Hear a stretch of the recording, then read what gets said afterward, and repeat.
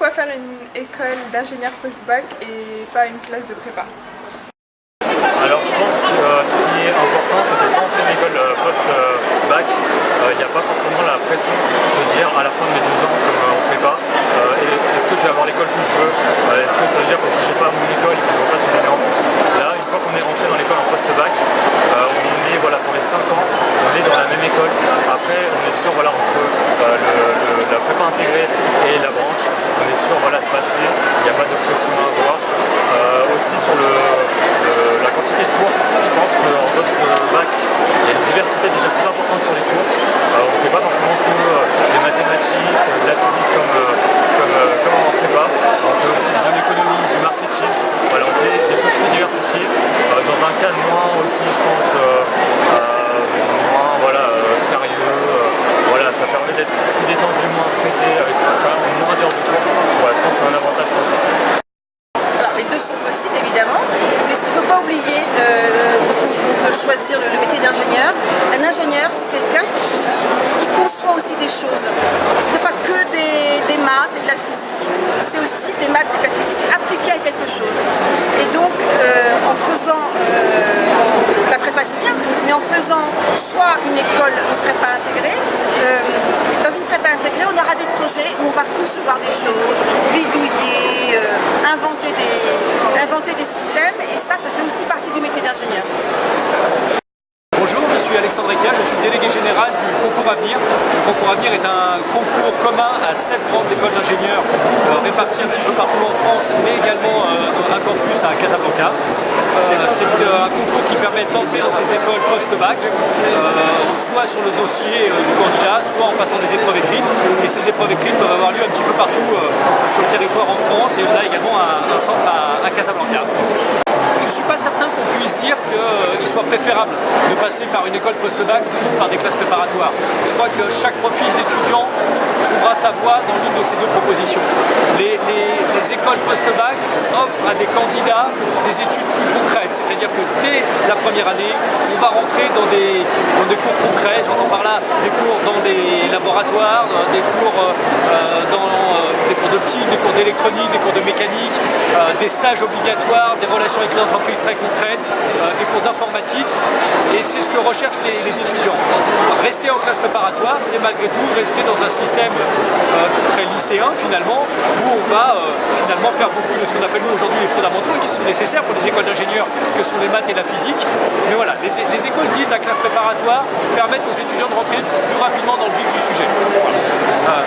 Il ne faut quand même pas oublier que dans les classes préparatoires intégrées, dans les écoles à classe préparatoire intégrée, 2 langues sont obligatoires, un stage est obligatoire. Voilà. Et encore une fois, pour certaines d'entre elles, il y a même parfois des spécialisations qui sont accessibles dès la première année et qui permettent aux jeunes de rentrer dans le vif du sujet et d'aborder des domaines de l'ingénierie qui les intéressent s'ils ont déjà une idée de ce qu'ils veulent faire. Il y a également une différence assez notable entre ces deux formules. La première est que lorsqu'on rentre dans une école post-bac, dite à classe préparatoire intégrée pour les 5 ans, il n'y a pas de concours au bout des 2 ans. C'est-à-dire que les élèves passent de la première à la deuxième, à la troisième, à la quatrième et à la 5e année sous un système de contrôle continu. Ils sont évalués tout au long de l'année et en fonction de leurs résultats tout au long de l'année, ils passent d'une année à l'autre, sans échéance particulière de concours. A l'inverse, les classes préparatoires, c'est marqué dessus, j'allais dire, prépa à passer des concours. Les candidats doivent, à l'issue de ces classes préparatoires, passer plusieurs concours et espérer pouvoir accéder aux écoles qui les intéressent. On dit aujourd'hui qu'en France, il y a plus de places pour les écoles d'ingénieurs après la prépa qu'il n'y a de candidats en classe préparatoire. C'est vrai, il faut juste donner l'information complète aux candidats, de leur dire il y a de la place pour tout le monde, mais attention, pas forcément la place que vous souhaitez. Les candidats qui veulent intégrer telle ou telle école doivent bien réussir les concours et bien se placer à ces concours pour y accéder. Est-ce que vous proposez une ouverture à l'international? Absolument.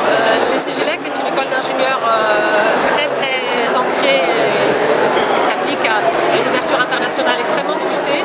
Nous avons des conventions avec à peu près 80 conventions avec une quarantaine de pays.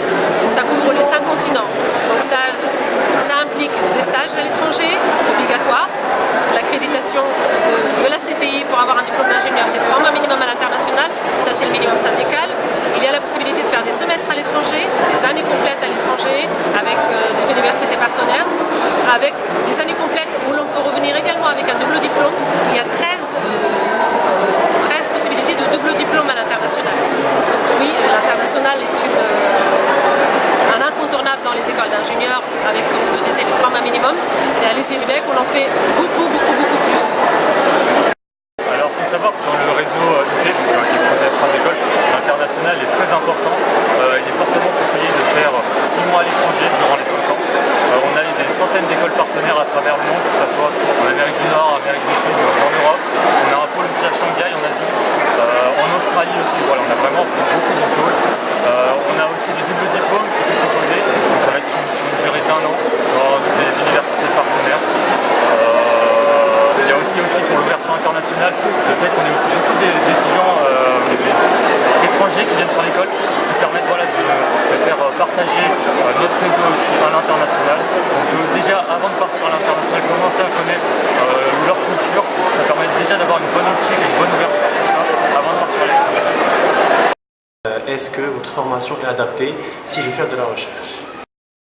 Les polytech, elles sont dans les universités et la recherche, elle est dans les universités parce que tous nos enseignants sont aussi des enseignants chercheurs. Donc la recherche est vraiment dans les écoles de polytech au niveau du réseau et effectivement tous nos élèves peuvent continuer après être ingénieurs de recherche et même continuer jusqu'au doctorat puisque tous leurs enseignants sont des chercheurs.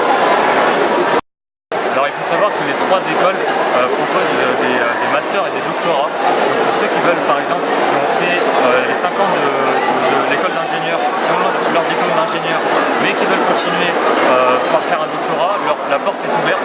Ça veut dire que tous les cours qu'on fait au fur et à mesure de ces 5 ans permettent quand même d'avoir les connaissances minimum, la théorie, la méthodologie pour après pouvoir continuer à faire de la recherche. On a beaucoup d'étudiants à l'UTC par exemple qui après continuent à faire de la recherche avec généralement des professeurs qu'ils ont eu aussi dans les cours pendant les études d'ingénieur. Donc ça leur permet déjà d'avoir pendant l'école d'ingénieur d'être déjà baigné dans ce côté un peu recherche que leur donne leur professeur. En fait, je pense que c'est un avantage. Et ça prépare très bien à faire de la recherche. Complètement. Le CGLEC dispose d'un institut de recherche en système électronique embarqué, très applicatif, qui s'appuie énormément sur les industries. Les industries dans le monde du véhicule, le véhicule autonome, le véhicule hybride, le véhicule électrique, mais également l'aéronautique, l'avion du futur, l'éolien, les énergies renouvelables, les biomédicales. C'est un institut